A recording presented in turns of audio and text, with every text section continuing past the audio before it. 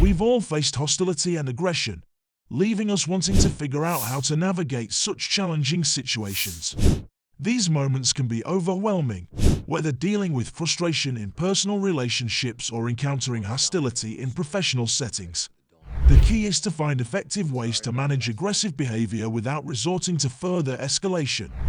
In today's video, we will discover 6 verbal tricks that can help you skillfully handle aggressive individuals. These strategies aim to diffuse tension, encourage reflection on their behavior, and foster positive interactions. If you're interested in personal growth, effective communication, and navigating challenging situations, consider subscribing to our channel. Hit that subscribe button, give us a thumbs up, and dive into today's insightful discussion. Has he ever met someone who pulls off tricky conversation tactics, like the "so you're saying" trap? It's when they twist your words to create a straw man argument. Jordan Peterson, a famous speaker and psychologist, faced this by staying strategic. Instead of getting caught up in the distortion, he clears things up by restating his original points. Peterson knows not to fall into the trap and ensures his message stays crystal clear.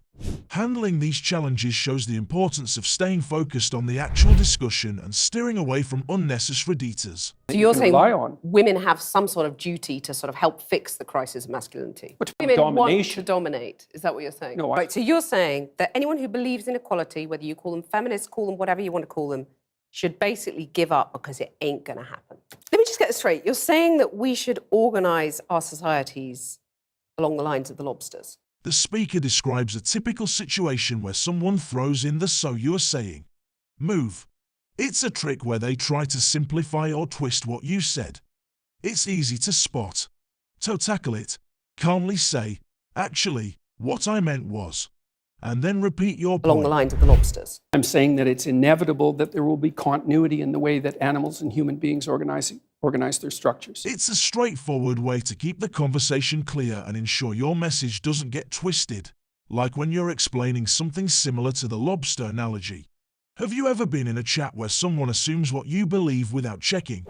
It's like when a car salesperson thinks you want to buy a car before deciding.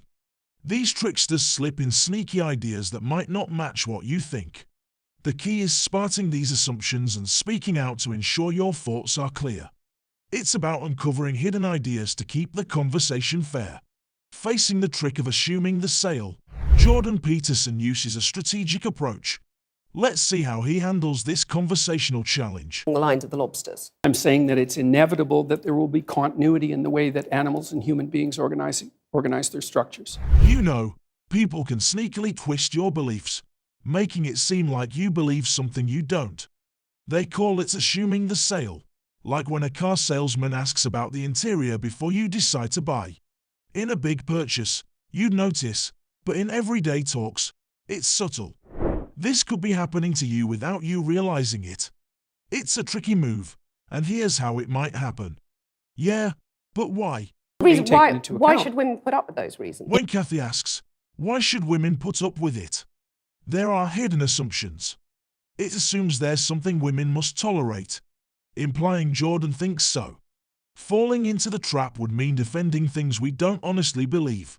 But Jordan avoids this by spotting the hidden assumptions and addressing them. He listens carefully to Cathy's questions, trying to catch what she's not saying directly. It's like being a detective for the unspoken bits in a conversation. Why should women be content I'm not not saying to that get they to should the top? put up with it. I'm saying that the claim... I'm saying that the claim here is another tricky conversation where someone assumes something without saying it outright.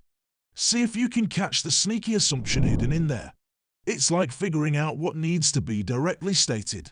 Imagine your response to this subtle move. It's like being a conversation detective, picking up on the unsaid bits and responding cleverly. It's the right to choose those demanding careers. They do. They can. Yeah, that's fine. But you're saying that makes them unhappy. In another part of the conversation, Cathy throws a tricky question at Jordan, suggesting he should tell his followers to quit the abuse and quit the anger. The sneaky assumption here is that Jordan's followers are inherently abusive. Jordan handles it carefully, not directly answering the question but addressing the hidden assumption. It's like assuming the sale, where the remote point is clarified before responding. This tactic aims to shape a narrative through embedded presumptions, and Jordan adeptly identifies and unravels this hidden assumption during the conversation. We'd need some substantial examples of the abuse and the anger before I could detail that question. There's a lot of it out there. Spotting hidden assumptions in conversations can be tricky, but Jordan Peterson's approach provides insights. Whether it's the "so you are saying" trap or assuming the sale, he emphasizes clarity, avoiding traps by restating his original points. It's like being a conversation detective, unraveling unsaid bits. Jordan navigates loaded questions, addressing hidden presuppositions skillfully. Amid conversational chaos, adopting a relaxed posture, taking pauses, and understanding frames can help maintain control. The smash technique, a tornado of words, requires slowing down to address each point. Jordan's strategies highlight the art of meaningful and focused communication. Otherwise, why would there only be 7 women running FTSE 100 companies in the UK? Why would there still be a pay gap, which we've discussed at length? Why are women at the BBC saying that they're getting paid illegally less than men? With its rapid-fire questions making it challenging to stay focused. However, the key is to slow down the conversation, addressing each question or point individually. This approach ensures a thorough response, preventing hidden statements from slipping unnoticed. By taking your time and addressing each element separately. Do the same job. That's not fair, is it? Let's go to the first question. Those are complicated questions. Now that you're acquainted with the "so you are saying" trap, the assume the sale tactic, and the smash technique, let's dive into the next segment: how to persuade someone in such situations. Even though it seems Jordan isn't primarily focused on changing Cathy's mind but instead participating in a public debate, there are still valuable insights to glean. Seven women, repeat that one. There's 7 women running the top FTSE 100 companies in the UK. Okay, well, the first question might be, after sincerely attempting to understand their perspective, ensuring they can also comprehend your stance becomes crucial. Effective persuasion hinges on mutual understanding, so invest time in expressing your thoughts in a manner that resonates with them. Employing visual imagery and persuasion can be a game changer.